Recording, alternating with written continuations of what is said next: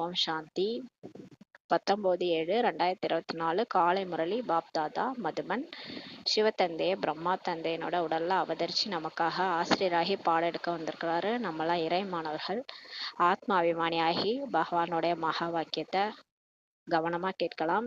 பாபா என்ன சொல்றாருன்னா, இனிமையான குழந்தைகளே, நீங்கள் இரட்டை கிரீடமுள்ள ராஜாவாக ஆக வேண்டும் என்றால் நன்றாக சேவை செய்யுங்கள், பிரஜைகளை உருவாக்குங்கள். சங்கம யுகத்தில் நீங்கள் சேவைதான் செய்ய வேண்டும், இதில் தான் நன்மையே இருக்கிறது சொல்லி பாபா சொல்றாங்க. நம்ம இரட்டை கிரீடமுள்ள ராஜாவா ஆகணும். அதாவது தூய்மை கிரீடமும் நமக்கு இருக்கணும், 5 விகாரத்தை வென்று தூய்மையா இருக்கணும், மற்றும் ராஜ கிரீடமும் இருக்கணும். ராஜானா கண்டிப்பா அவங்கள சுத்தி ஒரு நாடு இருக்கும், அந்த நாட்டுல பிரஜைகள்லாம் இருப்பாங்க, அவங்கதான் ராஜாவா இருப்பாங்க. அப்ப ராஜ்ய கிரீடமும் தலையில இருக்கணும், தூய்மையான கிரீடம், 2 கிரீடம் உள்ள ராஜாவா நீங்க ஆகணும் என்றால் நன்றாக சேவை செய்யுங்கள் சொல்லி பாபா சொல்றாரு. அப்ப இந்த ஞானத்தை போய் நிறைய பேருக்கு புரிய வச்சு, கடவுள் வந்துட்டாரு, கடவுளை பற்றிய ஞானம், ஆத்மா பற்றிய ஞானம் எல்லாத்தையும் உங்களுக்கு தெரிஞ்சதெல்லாம் மற்றவங்க சொல்லுங்க, சேவை செய்யுங்க, பிரஜைகளை உருவாக்குங்க சொல்லி சொல்றாரு. சங்கமயுகத்துல நீங்க சேவை தான் செய்யணும். இப்ப பாபா கிடைச்சிட்ட பிறகு நம்ம கலியுகம் கிடையாது. நம்மளை பொறுத்த வரைக்கும் சங்கமயுகத்துக்கு நம்ம வந்துட்டோம். பாபா நம்மள தேர்ந்தெடுத்திருக்கிறாரு, இறைவனே நம்மள தேர்ந்தெடுத்திருக்கிறாரு. நம்ம இறைவன் யாருன்னு கண்டுபிடிச்சிட்டோம். அப்ப நம்ம சங்கம யுகத்துல இருக்கிறோம். அப்ப இந்த யுகத்துல உங்களால சேவை செஞ்சுதான் ஆகணும். நீங்க சேவையில தான் உங்களுக்கு சுகமே இருக்குது, இதில் தான் நன்மையும் இருக்குது சொல்லி பாபா சொல்றாரு. சேவை செஞ்சாதான் உங்களுக்கு நன்மை இருக்குது சொல்லி பாபா சொல்றாங்க. கேள்வி: பழைய உலகத்தின் விநாசத்திற்கு முன்னால் ஒவ்வொருவரும் எந்த ஒரு அலங்காரம் செய்ய வேண்டும்? இந்த பழைய உலகம் கண்டிப்பா விநாசம் அடையும், அதுக்கு முன்னாடி நம்ம எல்லாரும், ஆத்மாக்கள் எல்லாரும் எந்த அலங்காரம் செஞ்சுக்கணும்? பதில்: குழந்தைகளாகிய நீங்கள் யோக பலத்தின் மூலம் தங்களுடைய அலங்காரம் செய்யுங்கள்.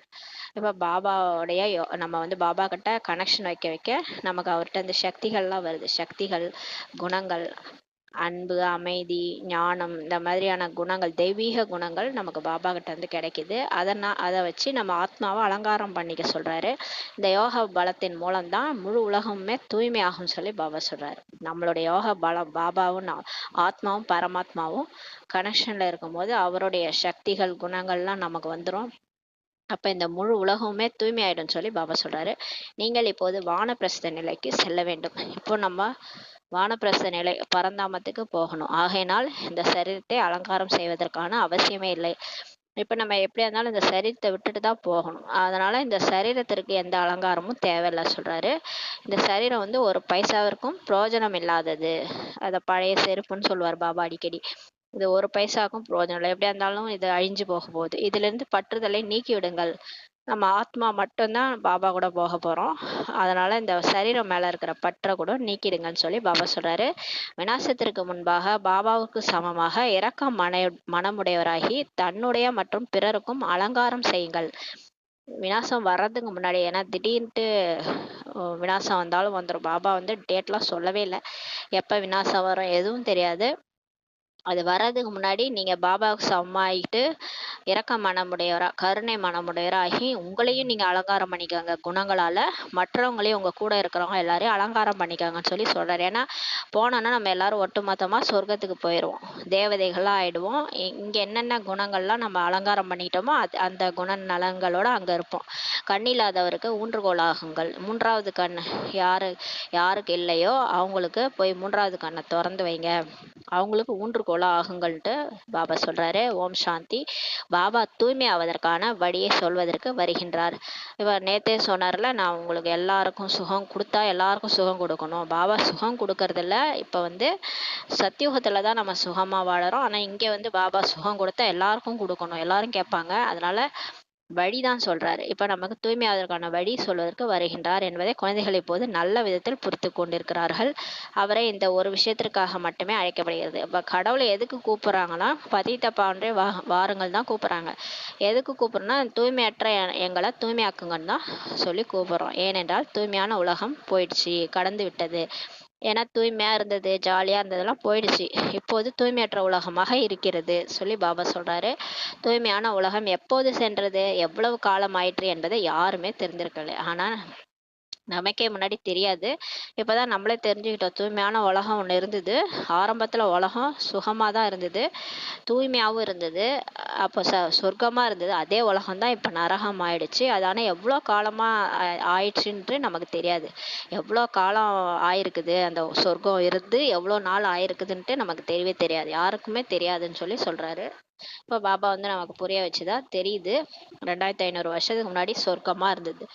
இப்ப 2500 வருஷம் கழிச்சு நரகம் ஆயிடுச்சு. இப்ப திரும்ப நம்ம சொர்க்கமா மாற போகுதுன்றத பாபா சொல்லிட்டு இருக்கிறாரு. பாபா மீண்டும் இந்த பிரம்மா உடலில் வந்திருக்கின்றார் என்பதை குழந்தைகளாகிய நீங்கள் தெரிந்துள்ளீர்கள். இப்ப நம்ம தான் கண்டுபிடிச்சிட்டோம். கடவுளே வந்துட்டாரு. அவர் பிறப்பிறப்பட்டவர். அதனால அவருக்கு ஒரு உடல் தேவைப்படுது.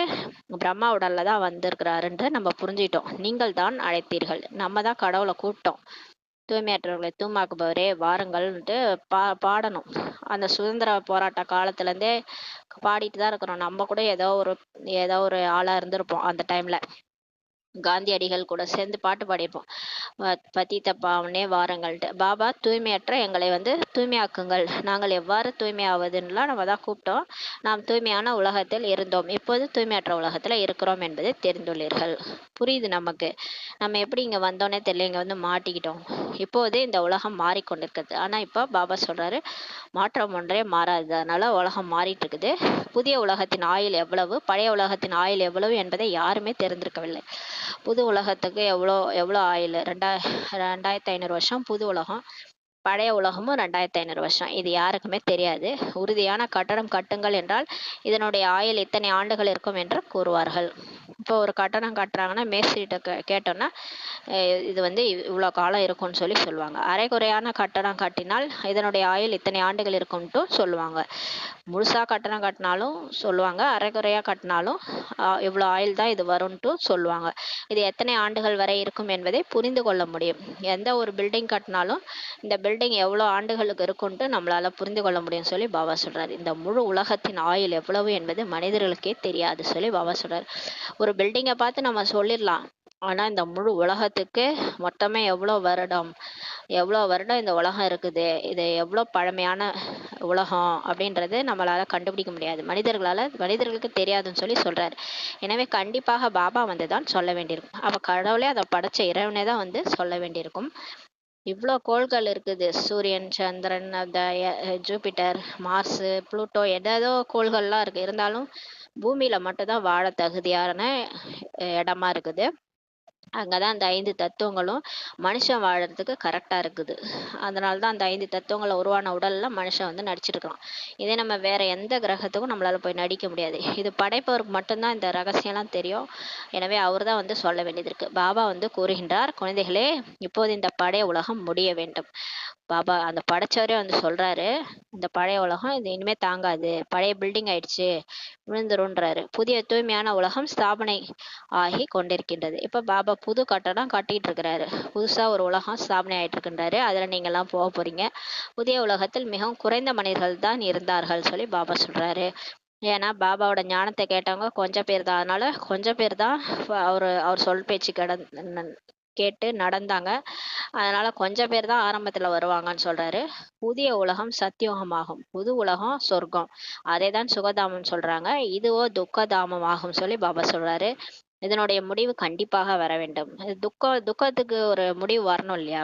துக்கமே இருக்காது இல்ல, எப்படியும் சுகமா மாறும். அதனால துக்கத்துக்கும் ஒரு முடிவு வரணுன்றாரு. பிறகு சுகதாமத்தின் வரலாறு திரும்பவும் நடக்க வேண்டும் சொல்லி பாபா சொல்றாரு. அப்ப திரும்பவும் சொர்க்கம் வரும். அனைவருக்கும் இதை போய் புரிய வைங்கன்னு சொல்லி சொல்றாரு. பாபா டைரக்ஷன் கொடுக்குறாரு. தன்னை ஆத்மான்னு புரிஞ்சு பாபாவை நினைவு செய்யுங்கள். அப்பதான் நம்மளால சேவையே செய்ய முடியும்ன்றாரு. நம்ம மட்டும் தேக உணர்வுல இருந்தா சேவை செய்ய மாட்டோம். எப்பயும் போல நம்ம மட்டும் சாப்பிட்டுட்டு தூங்கிட்டு அப்படியே ஓட்டிடுவோம். அதனாலதான் பாபா சொல்றாரு, நீங்க ஆத்மான்னு புரிஞ்சு பாபாவை நினைவு செய்யுங்க. மேலும் மற்றவர்களுக்கும் இந்த வழியை சொல்லிட்டே இருங்கன்றாரு. லௌகீக தந்தையை அனைவரும் தெரிந்திருக்கிறார்கள், ஆனால் பரலோகிக தந்தையை தெரிந்திருக்கவே இல்லை. எல்லாருக்கும் உடலுக்கான அப்பாவை கேட்டா தெரியும். ஆனா இந்த ஆத்மாவனுடைய அப்பா, அவர் தான் பரம்பொருள், அவர் தான் கடவுள்ன்ட்டு யாருக்குமே தெரியல. சர்வவியாபின்ட்டு சொல்லிடுறாங்க. எங்க பார்த்தாலும் இருக்கிறாருன்னுறாங்க. கச்ச மச்ச ஆமையில இருக்கிறாரு, மீன் அவதாரம், அந்த 84 லட்சம் பிறைகளில் கொண்டு சென்று விட்டார்கள். பாருங்க எப்படி அக்ரிணையில கொண்டு போயிட்டாங்க. கல்லுல இருக்கிறாரு, முள்ளுல இருக்கிறாரு. ஆமை, மீன், பன்றி அவதாரம்லாம் சொல்லி அவரை எப்படி பண்ணிட்டாங்க, ரொம்ப கேவலப்படுத்திட்டாங்க. உலகத்தில் யாருமே பாபாவை தேர்ந்தெடுக்கவில்லை. பாபாவை தெரிந்தால் தானே புரிந்து கொள்ள முடியும் சொல்லி பாபா சொல்றாரு. இப்ப கடவுளை புரிஞ்சுக்கிட்டா தானே, அவர் எங்க இருக்கிறாருன்னு தெரிஞ்சுக்கிட்டா தானே புரிஞ்சுக்க முடியும். ஒருவேளை கல் முள்ளிலெல்லாம் இருந்தால் ஆஸ்தி என்ற விஷயமே இருக்க முடியாது. கல்லு தான் கடவுள்னா அப்புறம் ஆஸ்தி கல்லு தான் நமக்கு கிடைக்கும். கல்ல போய் கடவுள் சொல்றீங்க. அவர் எப்பேர்ப்பட்டவர், அவரு அவரு மூலமா தான் நமக்கு எல்லா ஆஸ்தியுமே கிடைக்குது. அப்பான்னா ஆஸ்தி தான்.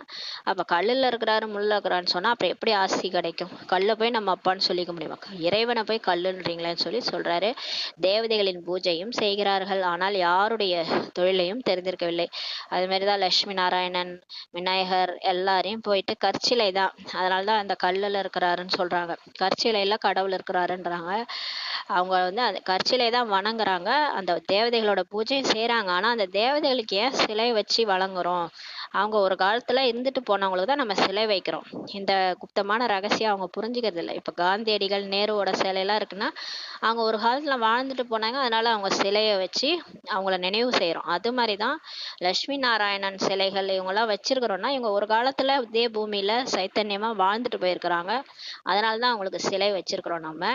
ஆனா அவங்களோட தொழிலையே புரிஞ்சுக்கலன்னு சொல்லி பாபா சொல்றாரு. இந்த விஷயங்களில் ஏது மரியாதவர்களாக இருக்கிறார்கள். இதை நம்ம போய் கேட்டோம்னா அவங்களே புரியாம இருக்கிறாங்கன்னு சொல்லி சொல்றாரு. எனவே முதலில் முக்கியமான விஷயத்தை புரிய வைக்க வேண்டும்.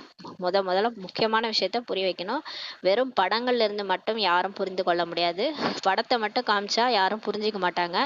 மனிதர்கள் பாவம் பாபாவையே தெரிந்திருக்கவில்லை. ஆரம்பத்திலிருந்து இந்த படைப்பு எவ்வாறு படைக்கப்பட்டது என்று படைப்பை பற்றியும் கூட தெரிந்திருக்கவில்லை சொல்லி பாபா சொல்றாங்க. பாவம் கடவுளே தெரிஞ்சுக்கல மனுஷங்க.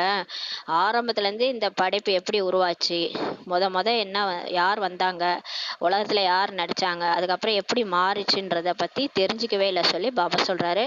யாரை பூஜிக்கிறார்களோ அந்த தேவதைகள் ராஜ்யம் எப்போது இருந்தது எதுவுமே தெரியாது சொல்லி பாபா சொல்றாரு. இப்ப சிலையா வச்சு வணங்குறாங்கல்ல, அந்த லட்சுமி நாராயணன் இவங்கள வச்சு நம்ம வணங்குறோமே, நம்ம தர்மத்துல மட்டும்தான் இவங்கள நம்ம வணங்குறோம். மற்ற தர்மம்லாம் அவங்க வந்து உருவமற்றவர்ன்ட்டு கடவுள்ன்ட்டு வணங்குறாங்க. நம்ம மட்டும் உருவத்தை வச்சு வணங்குறோம். இவங்க யாரு, இவங்களை எதுக்கு நம்ம வந்து செலை வச்சிருக்கிறோம், இவங்க வந்து எப்ப இவங்களோட ராஜ்யம் நடந்தது, இதெல்லாம் எதுவுமே அவங்களுக்கு தெரியாது சொல்லி சொல்றாரு. லட்சக்கணக்கான ஆண்டுகள் சூரிய வம்ச ராஜ்யம் நடந்தது. பிறகு சந்திர வம்ச ராஜ்யம் வந்து லட்சக்கணக்கான ஆண்டுகள் நடந்ததுன்ட்டு புரிஞ்சுக்கிறாங்க. ஆனா சாஸ்திரத்துல பாத்தீங்கன்னா சூரிய வம்சம், அதாவது அந்த சத்தியுகம் வந்து லட்சக்கணக்கான ஆண்டுகள், திரேதாயகம் அது வேற ஏகப்பட்ட லட்சக்கணக்கான ஆண்டுகள்னு எழுதி வச்சிருக்கிறாங்க. அப்ப அவ்வளோ நாள் ராஜ்யம் நடந்தது அப்படின்னு நினைச்சுக்கிறாங்க. இதைதான் அஞ்ஞானம் என்று சொல்லப்படுகிறது. இதுதான் அறிவில்லாத தனம், அஞ்ஞானம்னு சொல்லப்படுது சொல்லி சொல்றாரு. பாபா இப்போது குழந்தைகளாகிய உங்களுக்கு புரிய வைக்கிறார். பிறகு நீங்கள் திரும்பவும் சொல்கிறீர்கள். பாபா நமக்கு புரிய வச்சிட்டாரு. சத்தியுகம் மொத்தமே 1250, அதே மாதிரிதான் திரேதாயுகம் 1250 ஆண்டு. ஒரு 100 ஆண்டே பாருங்களேன், 100 ஆண்டுல தான் நம்ம வாழறோம். அதுக்கு முன்னாடி 100 ஆண்டு நம்ம வேற பிறவி எடுத்திருப்போம். அப்ப 100 ஆண்டே எவ்வளோ எவ்வளோ வருஷம் வருது, எப்படி வந்து நமக்கு வருது. அப்ப லட்சக்கணக்கு ஆண்டுகள்லாம் எப்படி வரும்? அப்புறம் லட்சக்கணக்கான ஆண்டுகள்னா இந்நேரம் எவ்வளோ பாப்புலேஷன் இருந்திருக்கும், நிக்க கூட இடம் இருக்காது. அவ்வளோ பேர் வந்திருப்பாங்க. ஆனா இவங்க எப்படி லட்சக்கணக்கான ஆண்டுகள்ன்ட்டு குழப்பிக்கிறாங்க. பாபா தான் நமக்கு புரிய வச்சாரு. மொத்தமே 5000 வருஷம்தான். நல்லா கணக்கு பண்ணி சொல்லுங்க. இந்த கணக்கெல்லாம் சொல்லும் போது புரிஞ்சுக்குவாங்கன்னு சொல்லி சொல்றாரு. பாபா கூட திரும்பவும் கூறுகிறார் அல்லவா. திரும்பவும் இப்ப பாபா சொல்றாரு, இப்படி புரிய வையுங்கள், செய்தியை கொடுங்கள், இல்லை என்றால் எப்படி ராஜ்யம் ஸ்தாபனை ஆகும்னு சொல்லி பாபா சொல்றாரு. ஏன்னா இப்ப மறைஞ்சிருக்கிறாங்க எல்லாம் தேவதைகளா நடிச்சவங்க, சொர்க்கத்துல வாழ்ந்தவங்க அங்கங்க போயிட்டு மறைஞ்சு இருக்கிறாங்க. அவங்களுக்கு தெரியாது, உண்மை தெரியாம சாமி கும்பிட்டுட்டு இருக்கிறாங்க. கோயில் கோயிலா போயிட்டு கடவுள்கிட்ட கொட்டிட்டு இருக்கிறாங்க. கடவுள் யாருன்னே தெரியாம தன்னோட மனக்குறையெல்லாம் சொல்லி அழுதுட்டு இருக்கிறாங்க. ஆனா அவங்களுக்கு தான் சொர்க்கத்துல வாழ்ந்தோன்றத கூட ஞாபகம் இல்லை. ஆனா யாராவது இறந்துட்டா மட்டும் வைகுண்ட பதவி அடைந்தார்ன்ட்டு சொல்றாங்க. அது வேற வந்து ரொம்ப ஆழ்ந்த வருத்தத்துடன் தெரிவித்துக் கொள்கிறோம்னு வேற சொல்லுவாங்க. சந்தோஷமா சொல்ல வேண்டிய விஷயத்த ரொம்ப கஷ்டமா சொல்றாங்க. பார்த்தீங்கன்னா, சொர்க்கத்துக்கே போறாங்க. அப்ப சொர்க்கத்துல நம்மளுடைய உறவினர்கள் போயிருக்கிறாங்க. நம்ம கூட இருந்திருக்கிறோன்ற ஞாபகத்துல தானே இப்ப வரைக்கும் சொல்லிட்டு இருக்கிறோம் நம்ம. அதனால அவங்களுக்கெல்லாம் புரிய வைங்க. செய்திய சொல்லுங்க.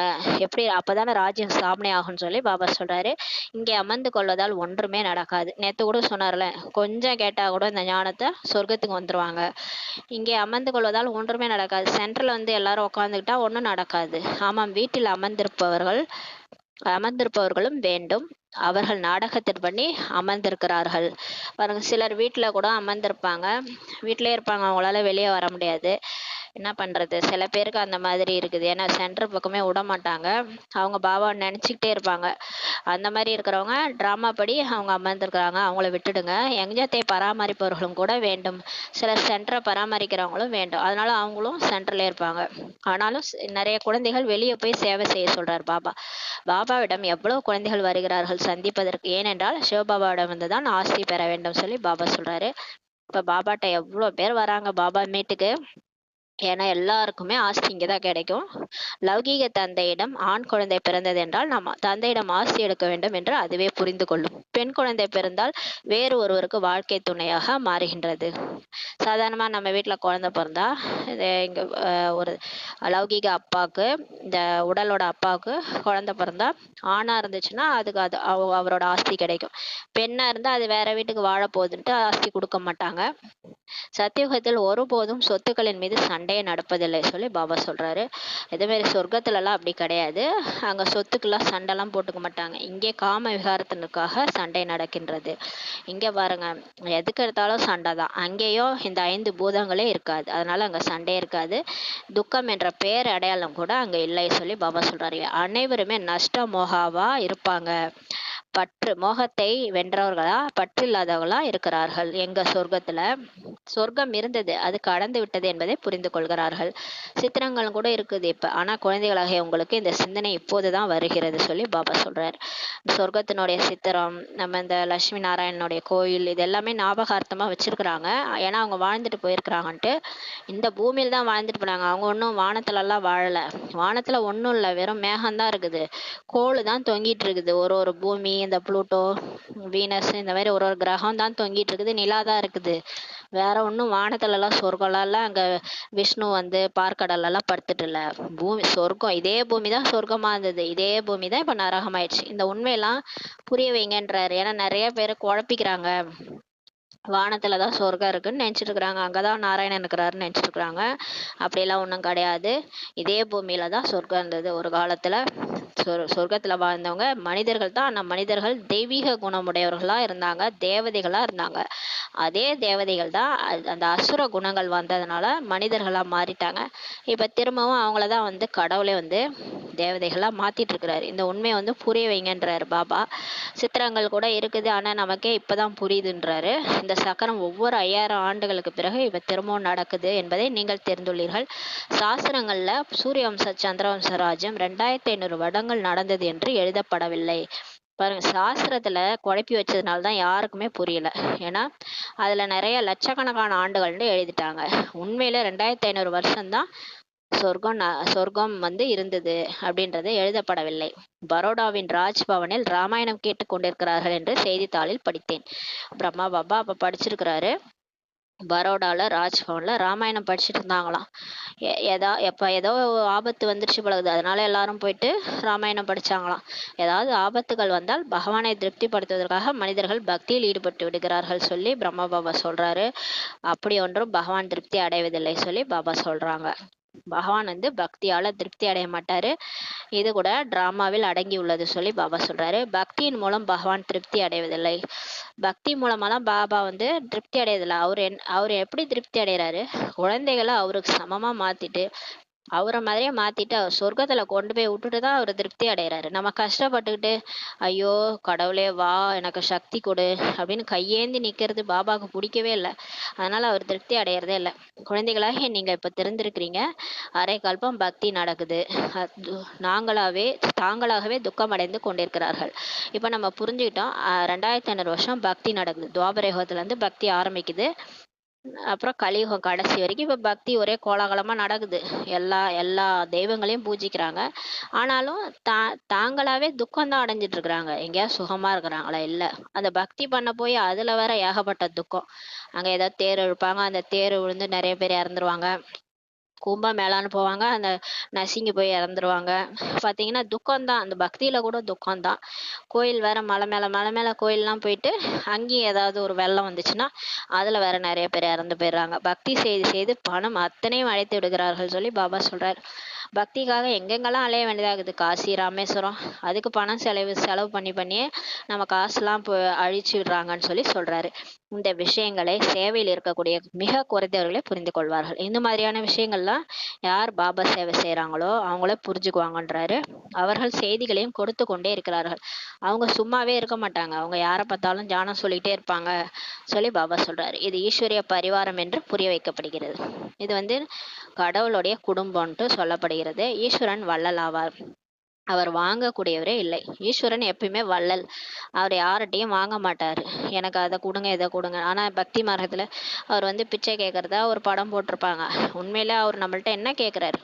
5 விகாரத்தை கொடுத்துருங்கன்னு தான் கேட்கிறாரு. நீ 5 விகாரத்தை கொடு, நான் அதை கழுத்துல முழுங்கிடுறேன். அவர்கிட்ட கொடுத்தோம்னா அதனாலதான் அந்த சங்கர் கழுத்துல நஞ்சு மாதிரி காமிச்சிருப்பாங்க. நீளமா முழுங்கிட்டாரு சிவன் சொல்லி காட்டிருப்பாங்க. அது ஒண்ணும் இல்ல, நம்மளுடைய விகாரத்தை தான் அவர் வாங்கிக்கிறாரு. இப்ப நம்ம பாபாட்ட லெட்டர் எழுதி பாபா இந்த 5 விகாரத்துல நான் சிக்கிக்கிட்டேன் அப்படின்னு நம்ம ஒரு நாளும் லெட்டர் எழுதும் போது பாபா அதை வாங்கிக்கிறாரு, நம்மள அதுல இருந்து விடுவிக்கிறாரு. அதனாலதான் அவர் ஈஸ்வரன் அவர் எப்பயுமே வாங்க மாட்டாரு. அவர் கேட்கறது நம்மள்ட்ட உடல் மனம் பொருள். சும்மா ட்ரஸ்டியா இருங்க, இந்த உடல் மனம் பொருளை என்கிட்ட சமர்ப்பிங்க, 5 விகாரத்தை மட்டும் கொடுத்துருங்கன்னு தான் கேட்கறாரு. மற்றபடி அவர் நம்ம கிட்ட காசு பணம் கேட்கறாரா, வேற எதையாவது கேட்கறாரா? அவர் வள்ளல். அவருக்கு வாங்கக்கூடியவரே இல்லை சொல்லி பாபா சொல்றாரு. அவருக்கு யாரும் கொடுப்பதில்லை, மேலும் வீணாக்கி கொண்டே இருக்கிறார்கள் சொல்லி பாபா சொல்றாரு. இப்ப பாருங்க, இப்ப கடவுளே வந்துட்டாரு, பிரம்மா உடல்ல அவதரிச்சு நமக்கு ஞானம் சொல்றாரு. ஆனா இப்ப அவர்கிட்ட யாரும் வரமாட்டாங்க, கடைசியா தான் வருவாங்க. இப்ப பணத்தை வீணாக்கிட்டே போறாங்கன்னு சொல்லி சொல்றாரு. உங்களுக்கு எவ்வளவு அளவற்ற பைசா கொடுத்தேன் என்று பாபா குழந்தைகளாகிய உங்களிடம் கேட்கின்றார். இப்ப நம்மளை கேள்வி கேட்கிறாரு.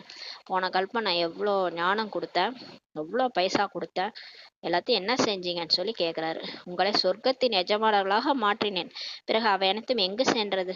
இதே மாதிரிதான் படிக்க வச்சு போன கல்பம் அலங்காரம் பண்ணி சொர்க்கத்துக்கு எஜமானர்களா ஆக்கிட்டு போயிருந்தேன், எல்லாமே எங்க போச்சுன்னு சொல்லி கேட்கிறாரு.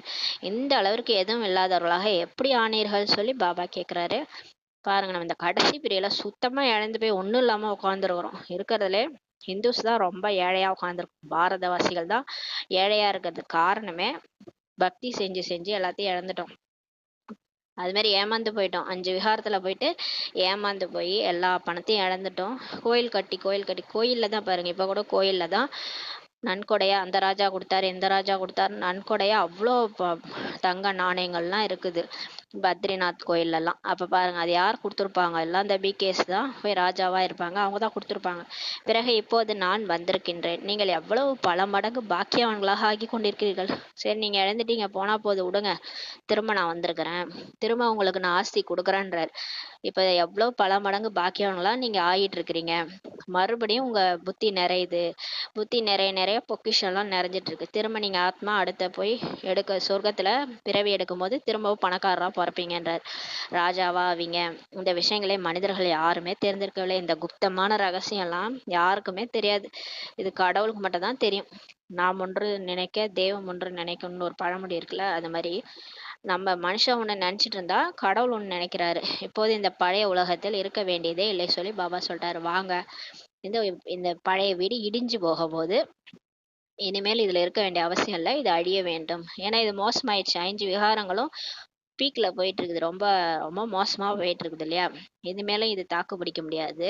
மனிதர்களிடம் இருக்கும் அதிக பணம் எதுவும் கையில் சேரப்போவதில்லை. யார் யார் எவ்வளவு காசு வச்சிருக்காங்களோ அதெல்லாம் அவங்க கையிலே வராது. பேங்க்ல போட்டு பிளாக் மணியா வச்சிருக்கிறாங்கல்ல, எதுவுமே வராது. எல்லாமே அழிய போகுதுன்றாரு. விநாசம் நடந்தது என்றால் அனைத்தும் அழிந்துவிடும். விநாசம் வந்துச்சுன்னா முடிஞ்சிருச்சு. அவ்வளவு மைல்களில் தொலை தூரம் வரை பெரிய பெரிய கட்டிடங்கள் போன்றவைகள் கட்டப்பட்டிருக்கின்றன. அதிகத்திலும் அதிக சொத்துக்கள் இருக்கின்றன, அனைத்தும் அழிந்துவிடும் சொல்லி பாபா சொல்றாங்க. எல்லாரும் எவ்வளோ சேர்த்து வச்சிருக்காங்க, தொலை தூரம் வரை பெரிய பெரிய கட்டடம்லாம் இங்க கட்டி வச்சிருக்கிறாங்க, அதிக சொத்துலாம் வச்சிருக்கிறாங்க, அதனால எல்லாமே அழிஞ்சிரும்ன்றாரு.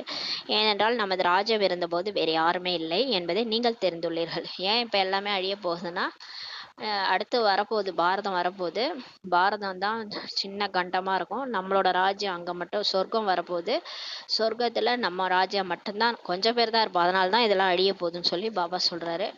அங்கே அளவற்ற செல்வம் இருந்தது, சொர்க்கத்துல நிறைய செல்வம் இருந்தது, இன்னும் போக போக என்னென்ன நடக்கிறதுன்னு நீங்க பார்க்க தான் போறீங்கன்னு சொல்லி சொல்றாரு. அவர்களிடம் எவ்வளவு தங்கம், எவ்வளவு வெள்ளி, பணம் போன்றவை இருக்கின்றன, அவை அனைத்திற்கும் பட்ஜெட் வருகிறது சொல்லி பாபா சொல்றாரு. அந்த வெளியில இருக்கிற மக்கள்கிட்ட எவ்வளோ தங்கம் வெள்ளி இதெல்லாம் இருக்குல்ல, எல்லாத்துக்குமே பட்ஜெட் வருது, இவ்வளவு பட்ஜெட் இவ்வளவு செலவு என்று அறிவிக்கிறார்கள். அவங்க கணக்கு காட்டி ஆகணும், ஏன்னா அவங்க இன்கம் டேக்ஸ்லாம் கட்டணும், அதனால வந்து அவங்க இவ்வளோ பட்ஜெட், எவ்வளோ வரவு, இவ்வளோ செலவுன்ட்டுலாம் காட்டுறாங்க. இப்போது ஏவுகணைகளுக்கு அவ்வளவு செலவு செய்கிறார்கள். இப்போ வெளிநாட்டினர் வந்து பாருங்க, அணுகுண்டு கண்டுபிடிக்கிறதுக்கு, ஏவுகணை கண்டுபிடிக்கிறதுக்காக அவ்வளோ செலவு செய்கிறாங்க. அதுலேருந்து வருமானம் எதுவுமே கிடையாது, இது வைத்துக்கொள்ளும் பொருளுமே இல்லை, ஏவுகணை வச்சுக்கிற மாதிரி ஒரு பொருளும் கிடையாது. தங்கம் மற்றும் வெள்ளி போன்றவைகளை வைக்கும் பொருட்கள்ன்ட்டு சொல்லலாம். ஏவுகணையை போய் வச்சுக்க முடியுமா? பொன்னுலகமாக இருக்கும்போது தங்க நாணயம் தான் இருக்கிறது, திரேதாயுகத்துல கூட வெள்ளி நாணயம் இருக்கிறது, அங்கே அளவற்ற செல்வம் இருக்கிறது சொல்லி பாபா சொல்றாரு. பிறகு குறைந்து குறைந்து இப்போது பாருங்கள் என்ன வருகிறது பாருங்க. ஒரு காலத்துல சொர்க்கமா இருக்கும்போது தங்க நாணயம் தான் கொடுப்பாங்க எல்லாரும் கையில, திரேதாயுகத்துல வெள்ளி நாணயங்கள் தான் காசு பரிமாற்றமா இருக்கும். ஆனா இப்ப என்ன இருக்கு பாருங்க, காகித நோட்டுகள் தான் காசு. காசு கொடுங்கன்னா வெறும் காகித நோட்டை தான் கொடுக்குறாங்க இல்லையா. வெளிநாடுகளிலும் கூட காகிதத்தில் தான் வருகிறது. காகிதம் ஒன்றிற்கும் உதவாததாகும் சொல்லி பாபா சொல்றாரு. துவாபர யுகத்திலே நம்ம கேள்விப்பட்டிருப்போம், நாணயங்கள் தான் கொடுப்பாங்க ராஜாக்கள்லாம், தங்க நாணயம்லாம் கொடுப்பாங்கன்ட்டு. இப்போ பாருங்க, ஒன்றுத்துக்கும் உதவாத காகித நோட்டுகள் சொல்லி பாபா சொல்றாரு. மீதி என்ன இருக்கும்? இந்த பெரிய பெரிய கட்டடங்கள் போன்ற அனைத்துமே அழிந்துவிடும்.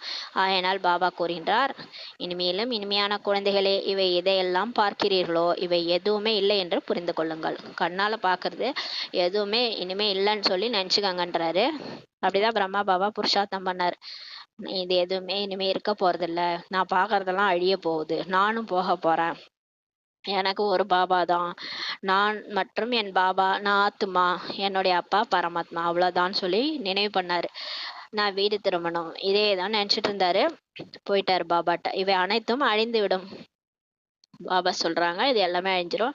யார் எவ்வளவுதான் அழகாக இருந்தாலும் இந்த சரீரம் கூட பழையதுதான், ஒரு பைசாவுக்கும் பிரயோஜனம் இல்லாதது இந்த சரீரம் சொல்லி சொல்றாரு. இந்த உலகமே இன்னும் கொஞ்ச காலத்திற்கு தான் சொல்லி பாபா சொல்றாரு. ஏதாவது இடம் இருக்கிறதா என்ன?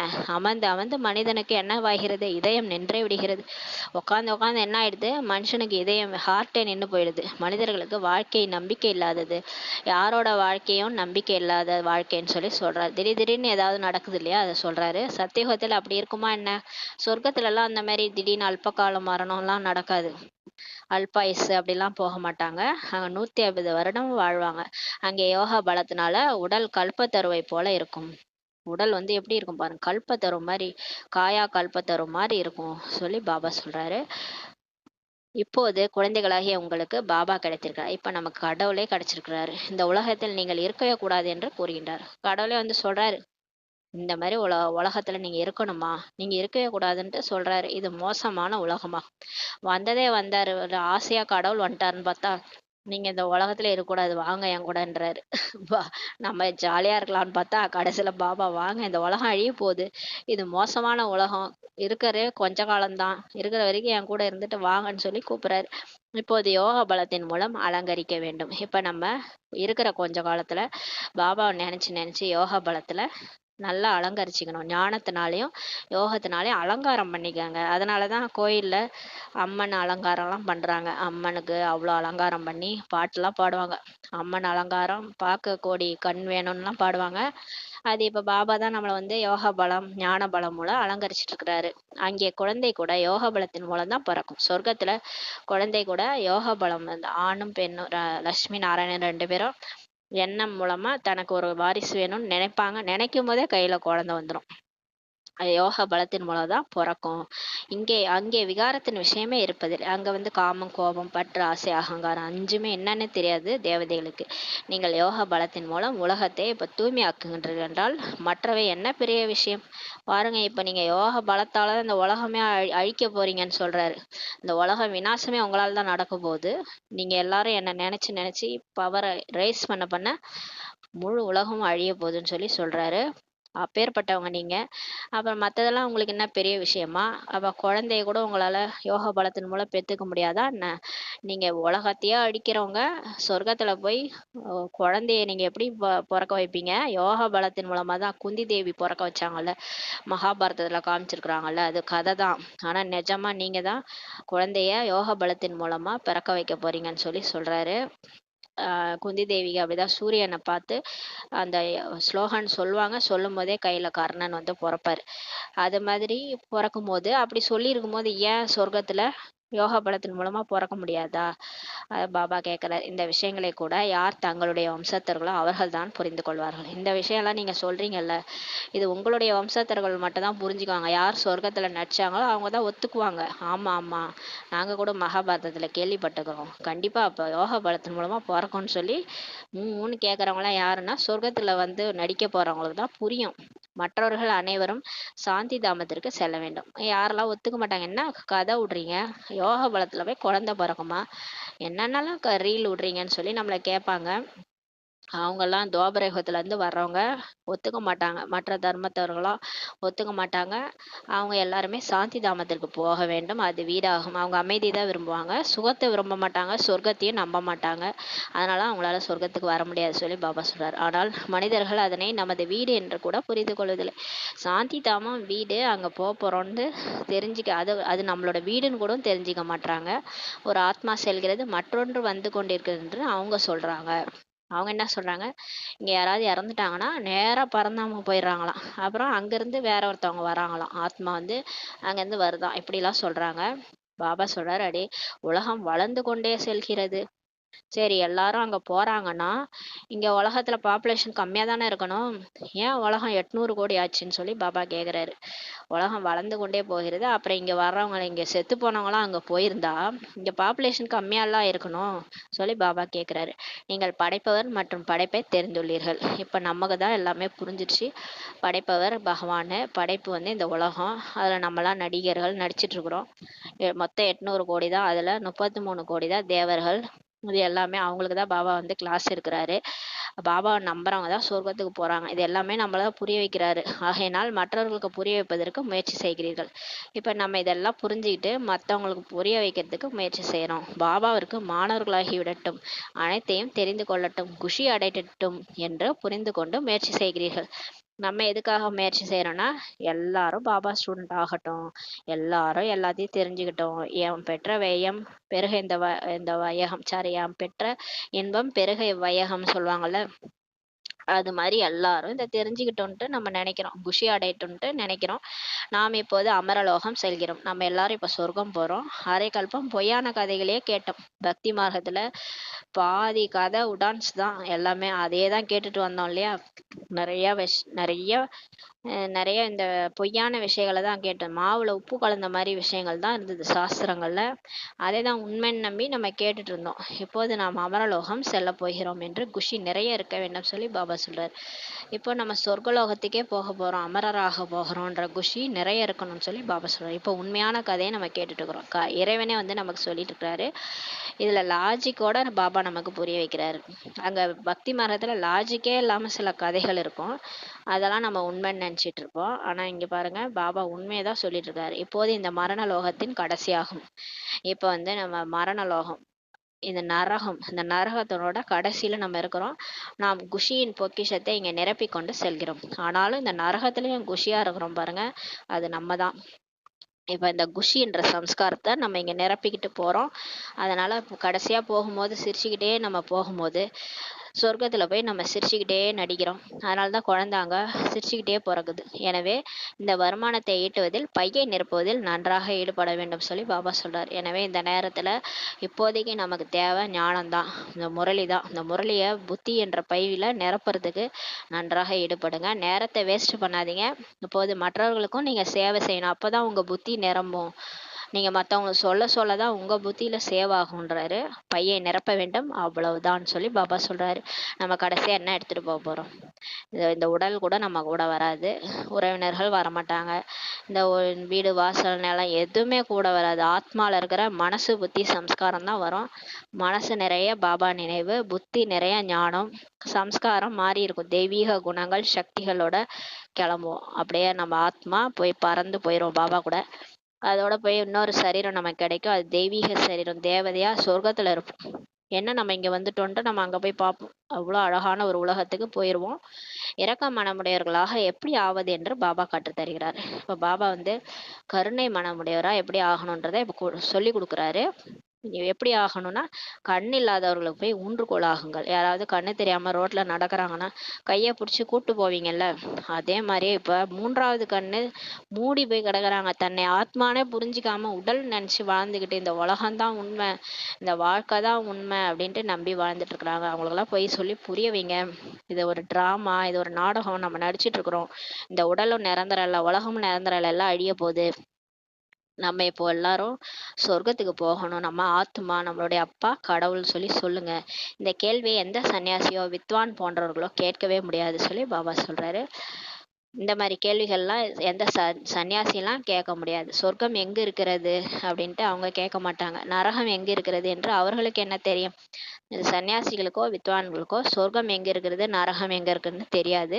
எவ்வளவுதான் பெரிய பெரிய பதவியில் இருப்பவர்களாக இருக்கட்டும், விமானப்படை தளபதியாக இருக்கட்டும், தரைப்படை தளபதியாக இருக்கட்டும், கப்பல் படை தளபதியாக கூட இருக்கட்டும், ஆனால் உங்களுக்கு முன்னால் இவங்க எல்லாம் என்னன்னு சொல்லி பாபாவே சொல்றாரு. பாருங்க, உங்களுக்கு முன்னாடி இவங்கெல்லாம் சாதாரணன்றாரு. மீதி இன்னும் கொஞ்ச காலம்தான் இருக்கிறது என்று நீங்கள் தெரிந்துள்ளீர்கள். ஏன்னா இப்ப சொர்க்கம் வரப்போகுது, நம்ம போய் பதவி அடைய போறோம். நமக்கு முன்னாடி இவங்கெல்லாம் ஒண்ணுமே இல்லைன்னு சொல்லி சொல்றாரு. சொர்க்கத்தை பற்றி யாருக்குமே தெரியாது. இந்த சமயம் எல்லா பக்கங்களிலும் சண்டை தான் நடந்து கொண்டிருக்கிறது. பிறகு அவர்களுடைய விமானங்கள் அல்லது இராணுவத்திற்கு அவசியம் இருக்காது. இப்ப சண்டையும் நடந்துட்டு இருக்குது. இப்ப விமானம் இராணுவம் எல்லாத்துக்கும் அவசியமா இருக்குது. போக போக என்ன ஆயிடும், விநாசம் ஆரம்பிக்கும் போது இந்த விமானத்துக்கு கூட அவசியம் இருக்காது, இராணுவத்திற்கு கூட அவசியம் இருக்காது. ஏன்னா எல்லாமே ஒட்டு மொத்தமா அழிஞ்சிரும். ஏன்னா போர் நடக்கும்போது 5 தத்துவங்களும் சீரும். அப்ப நிலநடுக்கம், சுனாமி எல்லாம் ஒன்னா சேர்ந்து பூமியை மற்ற கண்டங்கள் எல்லாம் அழிச்சிரும். அதுல பாரதம் மட்டும் லைட்டா சின்னதா ஆளிலே ஷேப்ல இருக்கும். மீதம் கொஞ்சம் மனிதர்கள் தான் அந்த பாரதத்துல இருப்பாங்க. இந்த விளக்குகள் விமானங்கள் போன்றவை இருக்கும். ஆனா கொஞ்சம் விமானங்கள் விளக்குகள்லாம் இருக்கும். ஆனால் உலகம் எவ்வளவு சிறியதாக இருக்கும்னா பாரதம் தான் இருக்கும். மாடல்கள் எப்படி சிறியதாக உருவாக்குகிறார்களோ அது போலதான் இருக்கும்னு சொல்லி சொல்றாரு. கடைசியில் மரணம் எப்படி வரும் என்று வேறு யாருடைய புத்தியிலுமே இருக்காது. மரணம் நேர் எதிரிலேயே நிற்கிறது என்பதை நீங்கள் தெரிந்துள்ளீர்கள். எல்லாருக்கும் மரணம் நேர் எதிராகவே இருக்குது. எப்ப போவோன்னே தெரியாது சொல்லி பாபா சொல்றாரு. நாங்கள் இங்கு அமர்ந்து கொண்டே அணுகுண்டுகளை வீசுவோம் என்று அவர்கள் கூறுகிறார்கள். இப்ப அந்த அமெரிக்கா ரஷ்யாலாம் பார்த்தீங்கன்னா இது எல்லாருக்குமே எச்சரிக்கை விடுறாங்க. அப்படியே உக்காந்தே அழிச்சிரும் உங்க நாட்டை அப்படின்லாம் பயமுறுத்துறாங்க. உக்காந்துட்டு அணுகுண்டை போட்டோன்னா முடிஞ்சுது, எங்கு விழுகிறதோ அங்க எல்லாமே அழிந்து விடும் சொல்லி பயமுறுத்துறாங்க. இராணுவம் போன்ற எதற்குமே அவசியம் இல்லை. பாபா சொல்றாரு பாருங்க, இதெல்லாம் பாபா போன கல்பத்திலே பார்த்துட்டு நமக்கு சொல்றாரு. அவர்தான் திரிகாலதரிசியாச்சு இல்லையா, நமக்கு எல்லாத்தையும் சொல்லி கொடுக்குறாரு. இராணுவம் போன்ற எதுக்குமே அவசியமே இருக்காது. கடைசியில ஒவ்வொரு விமானம் கூட கோடி கணக்கில் செலவை சாப்பிட்டு விடுகிறது சொல்லி பாபா சொல்றாரு. அனைவரிடமும் எவ்வளவு தங்கம் இருக்கிறது, டன்களாக தங்கம் இருக்கிறது. அவை அனைத்துமே கடலுக்குள் சென்று விடும். இப்ப யார் என்னென்ன வச்சிருக்கிறாங்களோ எதுவுமே கூட வராது இல்லையா. எவ்வளவு சேர்த்து வச்சுக்கிறோம் அந்த உடல் அபிமானத்துல. நான் தான் இந்த உடல் நினைச்சிட்டு, இந்த உலகத்துல இருக்கிறது எல்லாம் எண்ணிது நினைச்சுக்கிட்டு பேராசையில சேர்த்து வச்சிருக்கிறாங்கல்ல, அந்த தங்கம் டன்னா தங்கம்லாம் எல்லாமே கடலுக்குள்ள போயிடும்னு சொல்லி பாபா சொல்றாரு. இவை அனைத்தும் ராவண ராஜ்யம் ஒரு தீவாகும். இது முற்றிலும் ராவண ராஜ்யம். இங்க பேராசையின் காரணமாக மனிதர்கள் என்ன பண்றாங்க, ஒருத்தவங்க அழிச்சுக்கிறாங்க, பற்று வச்சுக்கிட்டு எல்லாரையும் கொலை பண்றாங்க. காமத்தினால பாருங்க குழந்தைகளை கொலை பண்றாங்க. எவ்வளவு விஷயம் நடக்குது. ஒரு ராவண ராஜ்யம், ஒரு தீவு சொல்றாரு. முழு உலகமே ஒரு தீவு. அதுல நம்ம மாட்டிட்டு இருக்கிறோம். கணக்கில் அடங்கா மனிதர்கள் இருக்கிறார்கள். இங்க நிறைய மனிதர்கள் இருக்கிறாங்க. நீங்கள் அனைவரும் தங்களுடைய ராஜ்யத்தை ஸ்தாபனை செய்து கொண்டிருக்கிறீர்கள். ஆனா இதே ராவண ராஜ்யத்தில் தான் நம்மளும் இருக்கிறோம். ஒரு பக்கமா இருக்கிறோம் நம்ம. நம்மள பகவானே சூஸ் பண்ணி நம்ம ராஜ்யத்தை ஸ்தாபனை பண்ணிட்டு இருக்கிறாரு. ஏன்னா நம்ம அடுத்து சொர்க்கத்துக்கு போக போறோம். இருந்தாலும் நம்மளுடைய உறவினர்கள்லாம் சொர்க்கத்துல வாழ்ந்தவங்களாம் இங்கதான் இருக்கிறாங்க. அவங்களையெல்லாம் கண்டுபிடிச்சி அவங்களுக்கு இந்த ஞானத்தை கொடுத்து வாங்க தப்பிச்சிடலான்ட்டு கூட்டிட்டு போகணும். இதுதான் இந்த நோவாவின் கப்பல்னு சொல்லிட்டு குரான்ல இருக்குது. கடைசியா வந்து அவரை கப்பல்ல ஏத்தி கூட்டிட்டு போறாரு எல்லாத்தையும். அவருடைய உறவினர்கள்லாம் சொல்லி கூட்டிட்டு போறாருன்ட்டு ஒரு கதை இருக்குது. எனவே சேவையில் மும்முரமாக ஈடுபட்டிருக்க வேண்டும் சொல்லி சொல்றாரு. நம்ம மட்டும் மாறக்கூடாது. நம்ம மட்டும் பாமாவை தெரிஞ்சுக்கிட்டோம், நம்ம மட்டும் யோகா பண்ணோம், நம்ம மட்டும் முரளி கேட்டோம் அப்படின்னு சுயநலமா இருக்கக்கூடாது. பாபாவுடைய குழந்தைகள் கருணை மனமுடையவர்களா இருக்கணும். மற்றவங்களுக்கும் சேவை செய்யுங்க, மும்முரமா ஈடுபடுங்கன்றாரு. எங்கேயாவது வெள்ளம் பெருக்கெடுத்து ஓடுகிறது என்றால் பாருங்கள் எவ்வளவு பிஸியாகி விடுகிறார்கள். பாருங்க, எங்கேயாவது வெள்ளம் வந்துருச்சுன்னா உடனே பிஸி ஆயிடுவாங்க. எல்லாருக்கும் உணவு போன்றவற்றை சேர்க்கும் சேவையில ஈடுபட்டு விடுறாங்க. அங்கங்க பொட்டலம்லாம் தயாரிச்சு கொண்டு போய் கொடுக்குறாங்க இல்லையா. தண்ணீர் வருதுன்னா முதல்ல ஓட ஆரம்பிச்சிருவாங்க. எனவே அனைத்தும் எப்படி அழியும் என்று சிந்தியுங்கள். இப்ப யோசிங்க, உலகம் ஃபுல்லா எப்படி அழியும்ட்டு யோசிங்கன்றாரு. உலகத்தை சுற்றிலும் சமுத்திரம் இருக்கிறது. விநாசம் நடந்தால் நீரில் மூழ்கிவிடும். எங்கும் தண்ணீரோ தண்ணீராயிடும் சொல்லி பாபா சொல்றாரு. அப்ப எப்படி உலகம் அழினா, விநாசம் குண்டு போடும்போது என்ன ஆகும், உலகத்தை சுத்தி தண்ணி இருக்கிறதுனால சுனாமி வந்துடும். சுனாமி வந்து எல்லாம் அழிச்சிரும். எல்லா இடமும் தண்ணீரோ தண்ணீர் ஆயிடும் சொல்லி சொல்றாரு. மனிதர்கள் தண்ணீர்ல சிக்கி அழிஞ்சிருவாங்க. புத்தியில் இருக்கிறது, நம்முடைய ராஜ்யம் இருந்த போது இந்த பாம்பே கராச்சி போன்றவை இருக்கவே இல்லை. சொர்க்கம் இருக்கும்போது இந்த பாம்பே கராச்சி இதெல்லாம் வந்து கடல் ஓரத்துல இருக்குல்ல. அப்ப கடலா இருந்தது. அப்ப இந்த இந்த நாடெல்லாம் இல்லை. அப்ப மீண்டும் இது அழியும் அப்படின்றத நம்ம புரிஞ்சுக்கலாம். பாரதம் எவ்வளவு சிறியதாக இருக்கும், அதுவும் இனிய நீரின் மீது சொல்லி சொல்றாரு. கடைசியா பாரதம்ன்ற நாடு மட்டும்தான் இருக்கும் சொர்க்கத்துல, குட்டியா இருக்கும். அது எதன் மேல இருக்கும்னா இனிமையான நீரின் மீது இருக்கும். அங்க வந்து இந்த மாதிரி கடல் மாதிரி இருக்காது, அலையெல்லாம் அடிக்காது. அலை இல்லாத கடல் மாதிரி அந்த நீர் வந்து இனிமையா இருக்கும். பாலாறும் தேனாரும் ஓடும். அங்கே கிணறு போன்றவற்றுக்கு அவசியமே இருக்காது. நீர் அருந்துவதற்கு மிகவும் சுத்தமா இருக்கும்னு சொல்லி பாபா சொல்றாரு. நதிகள்ல கூட விளையாடுவாங்க. அங்க நதி மாதிரி இருக்கும் கடல், அதுல கூட விளையாடுவாங்க. அழுக்கா இருக்காது, அழுக்கின் விஷயமே இருக்காது. பெயரே சொர்க்கம், அமரலோகமாகும். சொர்க்கம் பெயரை கேட்டதுமே வெகு விரைவாக பாபாவிடமிருந்து முழுவதுமாக படித்து ஆஸ்தி எடுத்துக்கொள்ள வேண்டும் என்று மனம் விரும்புகிறது. சொர்க்கம்னு சொன்னதே நமக்கு இனிக்குது இல்ல. அப்படியே பாபாட்ட இப்பயே படிச்சு முழு ஆஸ்தியும் எடுத்துக்கணும்ட்டு நம்ம மனசு விரும்புது. ஏன்னா பாபா தானே சொல்லிட்டு இருக்கிறாரு டெய்லி முரளியில, சொர்க்கம் இப்படி இருக்கும் அப்படி இருக்கும்னு. அப்ப எப்படியெல்லாம் இருக்கும்னு நம்ம கற்பனை ஓடுது. அப்ப நம்ம அங்க போக போறோம். படித்து பிறகு படிப்பிக்க வேண்டும். நீங்களும் படிச்சு மற்றவங்களுக்கும் படிக்க வைக்க வேண்டும். அனைவருக்கும் செய்தியை கொடுக்க வேண்டும் சொல்லி பாபா சொல்றாங்க. கல்பத்திற்கு முன்னால் யாரெல்லாம் ஆஸ்தி எடுத்தாங்களோ அவங்க தான் வந்து எடுத்துக்குவாங்க. நீங்க என்னதான் மண்டைய உடச்சிட்டாலும் புரிஞ்சுக்காதவங்க புரிஞ்சிக்கவே மாட்டாங்க. யார் புரிஞ்சுக்கிறாங்களோ அவங்க தான் புரிஞ்சுக்கிட்டு ஆஸ்தி எடுப்பாங்க. முயற்சி செய்து கொண்டே இருக்கிறார்கள். ஏனென்றால் பாவம் பாபாவே தெரிந்திருக்கவில்லை. பக்தியில தேடி தேடி அலையிறாங்க, இருந்தாலும் கடவுளை கண்டுபிடிக்கல. பாபா கூறுகின்றார், தூய்மையாகுங்கள், ஸ்ரீமத் படி நடங்க, தூய்மையாகுங்க. யாருக்கு கையில் சொர்க்கம் கிடைக்கிறதோ அவர்கள் ஏன் தூய்மையாக இருக்க மாட்டார்கள் சொல்லி பாபா சொல்றார். சொர்க்கமே கையில கொடுத்துட்டார் பாபா, அப்ப தூய்மையா இருக்க முடியாதா சொல்லி கேக்குறாரு. எங்களுக்கு உலகத்தின் ராஜ்யமே கிடைக்கிறது, நாங்கள் ஏன் ஒரு பிறவி தூய்மையாக மாட்டோம் என்று கேளுங்கள் சொல்லி பாபா சொல்றாரு. பகவானுடைய மகா வாக்கியம், நீங்கள் இந்த கடைசி பிறவில் தூய்மையாக ஆனீர்கள் என்றால் 21 பிறவிகளுக்கு தூய்மையான உலகத்திற்கு எஜமானர்களாக ஆவீர்கள். இப்ப இந்த ஒரே ஒரு கடைசி பிறவி முடிஞ்சிருச்சு, அவ்வளவுதான் டிராமா. நான் இவ்வளோ நாள் வந்தவங்க உங்களை வந்து மாறுங்கன்னு சொன்னேன்னா, 63 பிறவி இப்படிதான் நடிச்சீங்க இல்லையா, எங்கெங்கேயோ வாழ்ந்தீங்க. நான் ஏதாவது சொன்னேன்னா, இந்த கடைசி பிறவில தான் வந்து தூய்மையா இருங்கன்னு சொல்லி சொல்றேன்ல. ஒரு பிறவிக்கு இந்த காமம் கோபம் பற்று ஆசை அகங்காரத்தை விட்டுடுங்க. விட்டுட்டீங்கன்னா 21 பிறவிக்கு தூய்மையான உலகத்துக்கு எஜமானெல்லாம் ஆவீங்கன்னு சொல்லி சொல்றாரு. இந்த ஒரு பிறவி மட்டும் என்னுடைய ஸ்ரீமத் படி செல்லுங்கள். ரக்ஷா பந்தன் கூட இதனுடைய அடையாளமாகும். எனவே நாம் ஏன் தூய்மையாக இருக்க முடியாது சொல்லி வாவா தூய்மையா இருக்க சொல்லி சொல்றாரு. எல்லையற்ற தந்தை வந்து இப்போது உத்தரவாதமே அளிக்கின்றார். பாபா பாரதத்திற்கு சொர்க்கத்தின் ஆசையை கொடுத்திருந்தார். அதை சுகதாமம் என்று சொல்லப்படுகிறது. பாபா தான் வந்து கடவுளே வந்து தான் பாரதம் வந்து தீர்த்த ஸ்தலம், இறைவனே அவதரிச்ச நாடு அது. அந்த நாட்டில் தான் சொர்க்கம் இருந்தது. சொர்க்கத்தினோட ஆசையை கொடுத்ததே கடவுள் தான். அதை தான் சுகதாம்ன்ட்டு சொல்லப்படுது. அளவற்ற சுகம் இருந்தது இது. ஆனால் இதுவோ துக்கதாமம். பெரிய நபர் ஒருவருக்கு நீங்கள் இப்படி புரிய வச்சீங்கன்னா அனைவருமே கேட்டுக்கொண்டே இருப்பார்கள். இந்த மாதிரி யோக பலத்துல இருந்து பாபா நினைவுல புரிய வச்சீங்கன்னா நீங்க பேச பேச கேட்டுக்கிட்டே இருப்பாங்கன்னு சொல்லி சொல்றாரு. யோகத்தில் இருந்து சொன்னீர்கள் என்றால் அனைவருக்கும் நேரம் காலம் கூட எல்லாமே மறந்துவிடும். இந்த ஞானம் அப்படியே தேன் மாதிரி பாயும் காதுல. நீங்க யோக பலத்தோட பாபா நினைவுல சொன்னீங்கன்னா எல்லாருக்கும் நேரங்காலம் போறது கூட தெரியாம கேட்டுன்னு இருப்பாங்க. மறந்தே போயிடும்ன்றாரு. யாரும் எதுவுமே சொல்ல முடியாது. யாரும் நம்மள்ட்ட எதுவுமே கிராஸ் கேள்வி கேட்க மாட்டாங்க. நீங்க ஆத்ம உணர்வுல பாபா நினைவுல சொல்லி புரிய வச்சீங்கன்னா யாரும் நம்மள கிராஸ் கேள்வி கேட்க மாட்டாங்க. கேட்கறதுக்கு தைரியமே இருக்காது. ஏன்னா நம்ம யோகா பலத்துல சொல்லிட்டு இருக்கிறோம். அந்த காலத்துல அம்மாலாம் அப்படிதான் சொல்லிட்டு இருந்தாங்க. அப்படியே எல்லாரும் மெய் மறந்து கேட்டுட்டு இருப்பாங்க. 15-20 நிமிடங்களுக்கு பதிலாக 1 மணி நேரம் கூட கேட்டுக்கொண்டே இருப்பார்கள். நீங்க இந்த மாதிரி புரிய வச்சீங்கன்னா 15 நிமிஷம் 20 நிமிஷம் டைம் இல்லைன்னு சொன்னவங்கலாம் 1 மணி நேரம் கூட கேட்டுக்கிட்டே இருப்பாங்க. ஆனால் அந்த சக்தி வேண்டும். ஆனா உங்களுக்கு அந்த சக்தி வேணும். தேக அபிமானமே இருக்கக்கூடாது. தேக அபிமானத்துல பேசுனீங்கன்னா யாரும் கேட்க மாட்டாங்க. இங்க சேவை மற்றும் சேவை தான் செய்ய வேண்டும் சொல்லி பாபா சொல்றாரு. இங்க வெறும் சேவை தான். அப்போதுதான் நன்மை நடக்கும். சேவை செஞ்சாதான் சங்கமயுகத்துல நன்மை நடக்கும்னு சொல்லி பாபா சொல்றாரு. அப்படியே பாபா தலையில் கை வைத்து ஆசிர்வதித்து விடுவாரா என்ன? பாபா சொல்றாரு, ராஜாவாக ஆக வேண்டும் என்றால் பிரஜைகளை எங்கே உருவாக்கி இருக்கின்றீர்கள் சொல்லி கேக்குறாரு. சேவை செஞ்சாதானே பிரஜைகள் வருவாங்க. நீங்க ராஜாவாகணும்னா பிரஜைகளை எங்க உருவாக்குகிறீங்கன்னு சொல்லி கேக்குறாரு.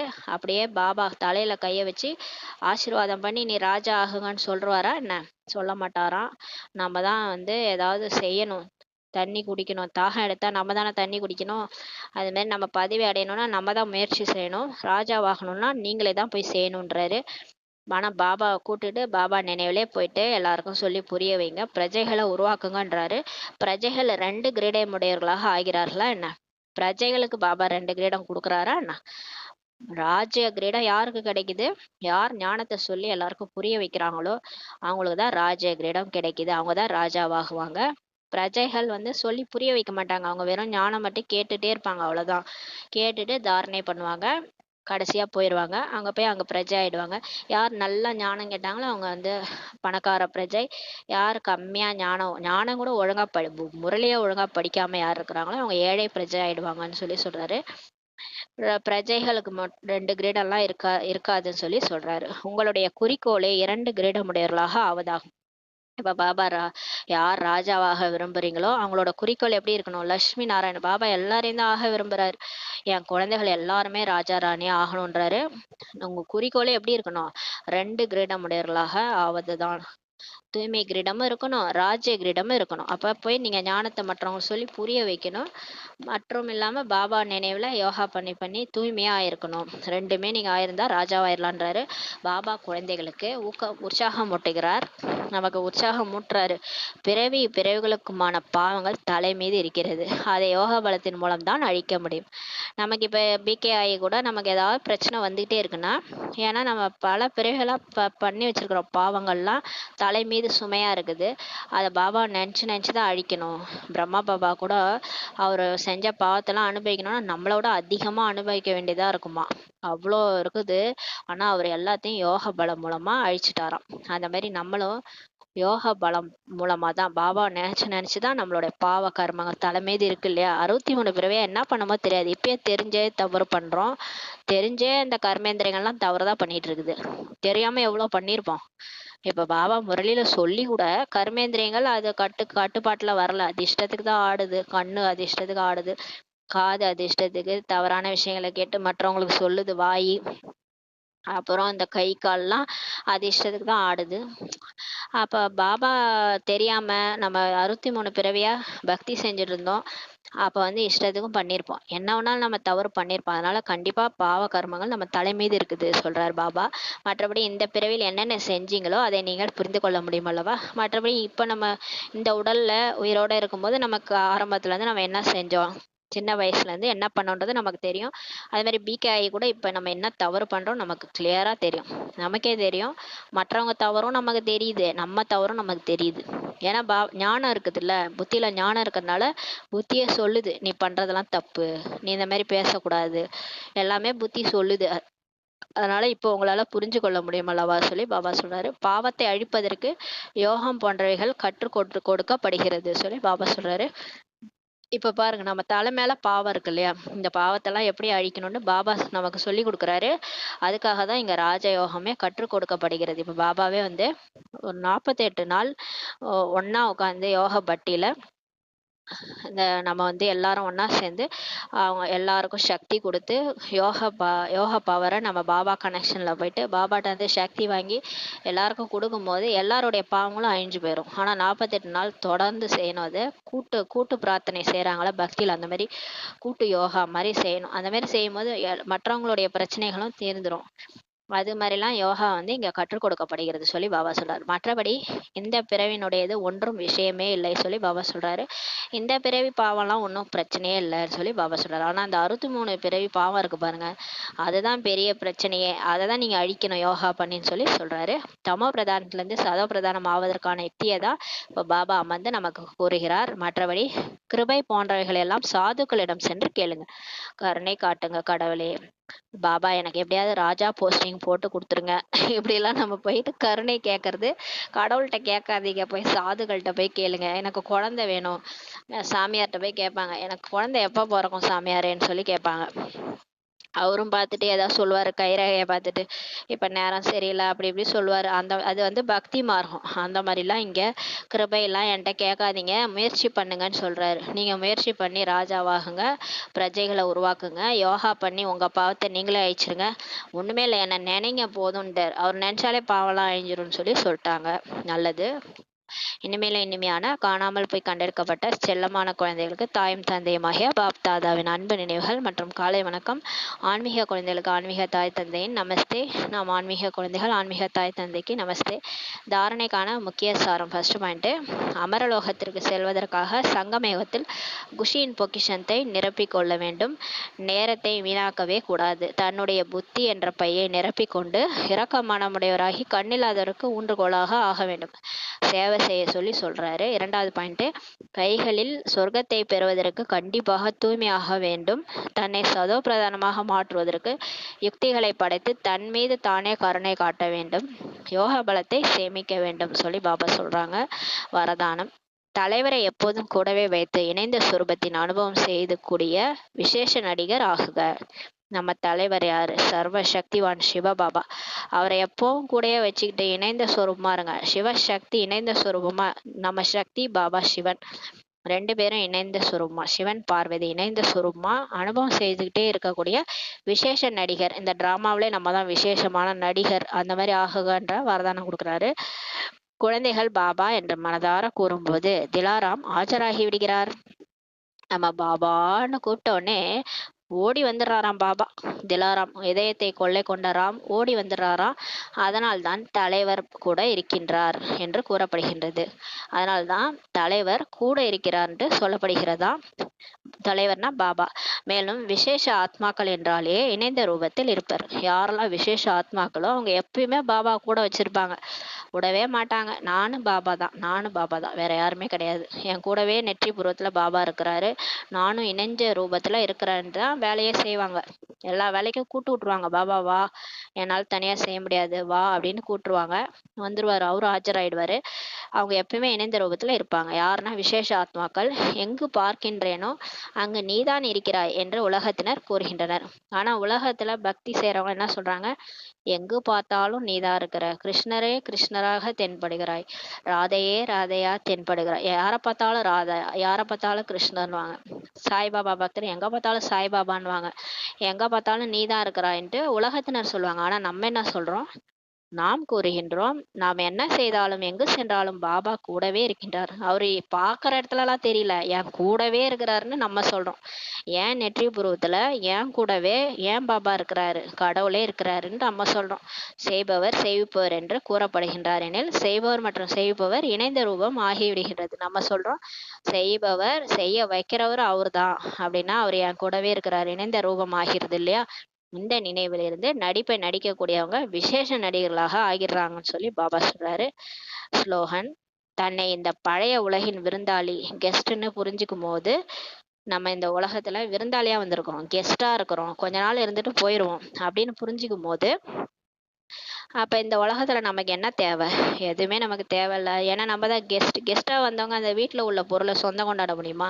கொஞ்ச நாளைக்கு யூஸ் பண்ணிட்டு கிளம்பிரும். அது மாதிரிதான் இங்க அப்ப அப்படி இருக்கும்போது நம்மளுடைய பழைய சம்ஸ்காரம் மற்றும் சங்கல்பங்களை விரட்டி விட முடியும் சொல்லி சொல்றாரு. அந்த காமம், கோபம், பற்று, ஆசை, அகங்காரம், அந்த சம்ஸ்காரம்லாம் என்ன, இங்க நிரந்தரமாவா இருக்க போறோம்? அப்புறம் எதுக்கு இந்த சம்ஸ்காரத்தை மட்டும் நம்ம வச்சுக்கிட்டு? இந்த பழைய சம்ஸ்காரம், இந்த எண்ணங்கள் எல்லாத்தையும் நம்ம கெட் அவுட் பண்ண முடியும் சொல்லி பாபா சொல்றாரு. விரட்டி விட முடியும். அது வரை ரைமிங்கா சொல்றாரு. பழைய உலகத்தின் கெஸ்டா இருந்தா இந்த பழைய சம்ஸ்காரங்களை கெட் அவுட் பண்ணி விட முடியும் சொல்லி பாபா சொல்றாங்க. ஓம் சாந்தி.